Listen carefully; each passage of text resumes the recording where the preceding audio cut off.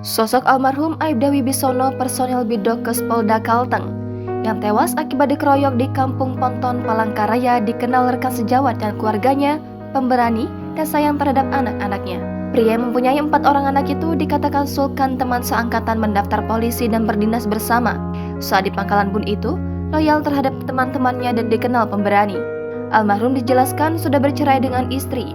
Kendati demikian, sulkan yang akrab bersamanya mengetahui setiap gajinya tetap diberikan kepada anak-anaknya yang semua perempuan.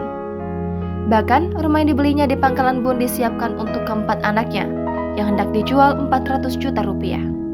Sementara itu, Prabowo, adik kandungnya, menuturkan hal senada.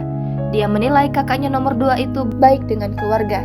Wartawan tribunkalteng.com yang hadiri di rumah duka Jalan Marina Permai 2, pihak keluarga akan melaksanakan ibadah penghiburan. Rencananya, jenazah akan dimakamkan pada hari ini, Minggu, di pemakaman Cilikriwut Pal 12 dengan kepercayaan Kristen. Dari keterangan masyarakat, kemudian dari olah TKP,